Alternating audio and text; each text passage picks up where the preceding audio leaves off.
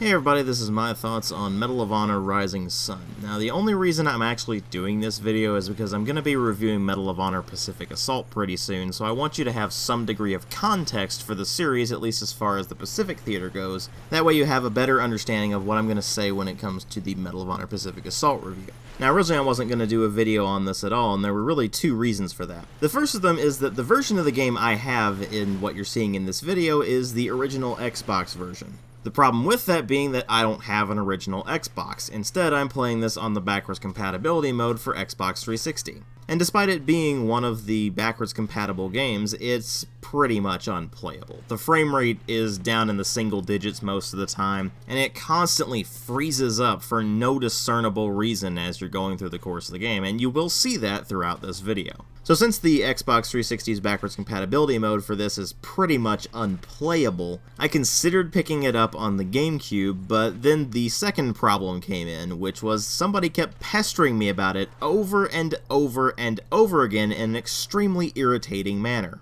So that was basically the final nail in the coffin for any major video about Medal of Honor Rising Sun. Because the word I would use to describe Medal of Honor Rising Sun is terrible. And when you compare this to its predecessor, it's almost even a worse game than that. I say almost because they did make some degree of improvements. The modeling and texture quality is higher than it was in Frontline, and of course it's slightly less brown and gray than Frontline was. But a lot of the credit for that can just be tossed at the setting, because, I mean, you'd expect there to be a lot more green and lush vegetation in a jungle environment than in, say, Europe during World War II. But apart from visual improvements and the switch to the Pacific Theater, which is something that wasn't really covered very much during the World War II craze of the late 90s, early 2000s, there's really nothing in Rising Sun that hasn't been done before. It still follows the same extremely tired Medal of Honor formula of you playing a pretty much unstoppable badass who is the single hero upon whom the entire war effort seems to stand. And speaking of tired formulas,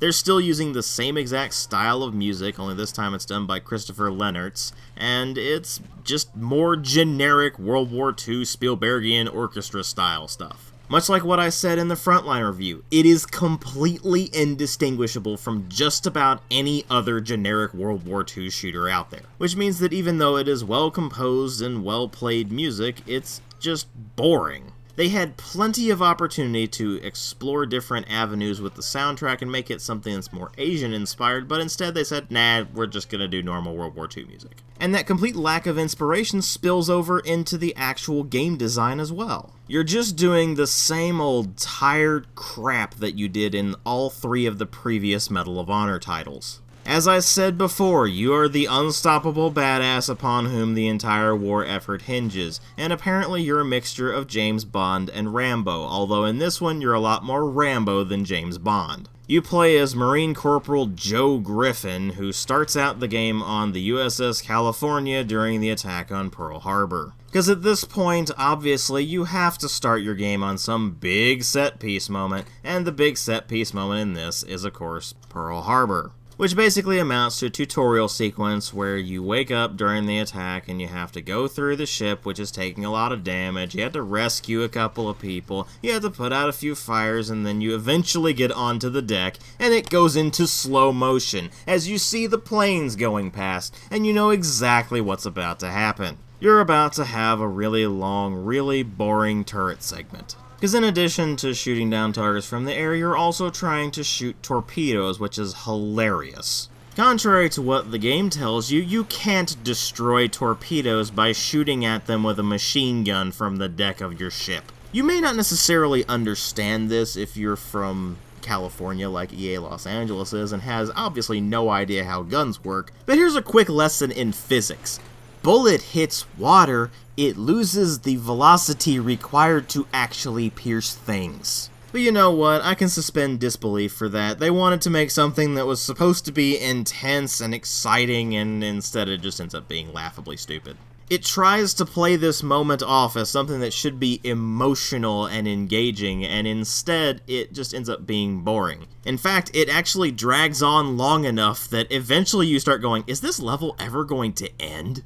Unfortunately for you, it actually does eventually end, and then you move on to a segment in the Philippines, and eventually on to Guadalcanal. And during all this, you're not playing the role of a normal grunt, you're playing the role of basically a special forces operative, because you're going in behind enemy lines to take out really special targets with maybe one or two other guys with you. Because as you know, it is clearly a fantastic idea to send basically 2 or 3 guys into an extremely heavily fortified enemy position with the objective of taking out key positions. That is obviously a very highly realistic war scenario that totally happened all the time. But I digress. It follows the same tired Medal of Honor formula. You have those segments where you're running around doing basic infantry stuff. You go around, eventually you find something you can interact with, you press the action button on it, and that completes your objective. Or you go to a location, you blast the living crap out of something, and then you move on to the next area. Rinse and repeat until eventually you are just falling asleep in your chair.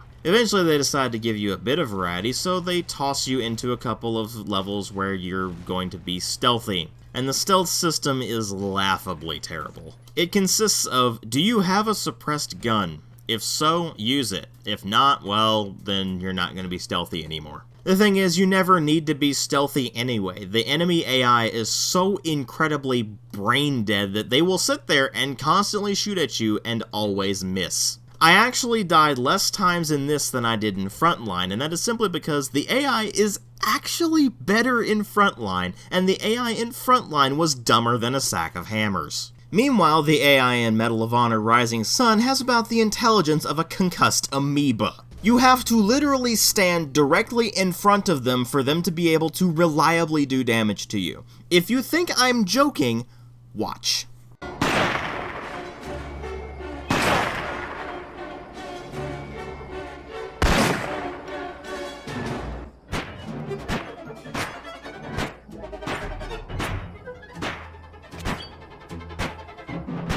No, your eyes did not deceive you. That was a sniper standing up there with a clear vantage point who could not hit me. Every single shot went completely around where I was standing. That is the level of stupidity and incompetence that the AI of Medal of Honor Rising Sun has. It is actually worse than Medal of Honor Frontline, and that is legitimately impressive. In fact, I would go so far to say that the AI in the original Medal of Honor was better than this. Because at least the AI in the original Medal of Honor could hit the broadside of a barn, this one can't even do that. I mean, they can't even hit other NPCs. It is just absurd. But you know what? It's probably a good thing that the AI is so incredibly dumb and incompetent in this, because the only reliable way you're actually going to get any kills in this thing is to use the melee attacks. Because like in Medal of Honor Frontline, the weapon handling is downright terrible. You have the imprecision and sluggishness inherent in the gamepad, in addition to it having the same exact style of aiming that Frontline did, which means that it is jumpy and clunky, causing you to constantly overcorrect and miss an awful lot.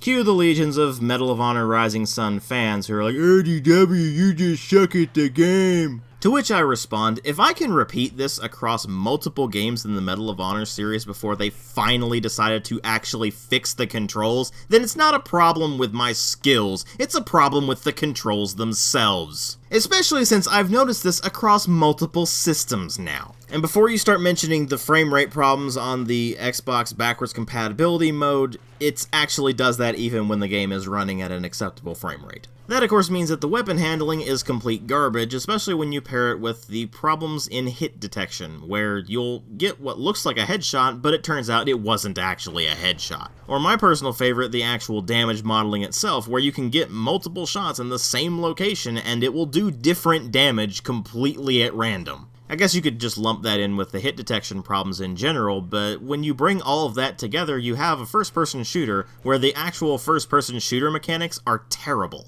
And everything else they tacked on top of that, like the absolutely pathetic excuse of a stealth system this game has, simply doesn't compensate for this fact. And what you end up with in the long run is an extremely formulaic, extremely uninspired, extremely lazy first-person shooter that fundamentally fails at being a first-person shooter, which in turn makes it a terrible game. And it would be that way even without the massive performance problems it has on the Xbox 360 backwards compatibility mode. I mentioned in my Medal of Honor Frontline review that I couldn't understand why people actually enjoyed that game. I actually played it back in the day, and it sucked back then, and it still sucks to this day. This one always sucked as well, but for some utterly baffling reason, it has a fan base. My guess there is because they're just nostalgic over it, or because it's one of the relatively few games that uses the Pacific Theater as its setting. Well, I have a bit of a newsflash for you. It having a specific setting and it being something you played back in the day does not make it a good game. Even back in the year it was released, which was 2003, this game was not well received, and it hasn't gotten any better over time. If it weren't for games like Deadly Dozen, then I would say this is one of the worst World War II shooters I've ever played, but I have played much, much worse World War II shooters than this. But that said, this is easily one of the worst games in the entire Medal of Honor series. But you know what the really sad part is? Even though this is one of the worst games in the entire Medal of Honor series, and it is worse than Frontline, it's still not the absolute worst game in the series. But oh, don't worry, we'll get there eventually.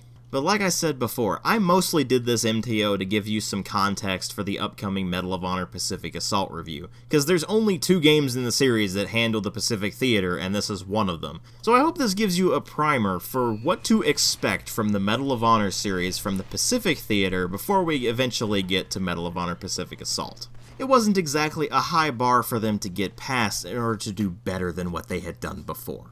But that's for another video. Thanks for watching. I'll catch you all in later videos, and stay tuned for more Medal of Honor reviews.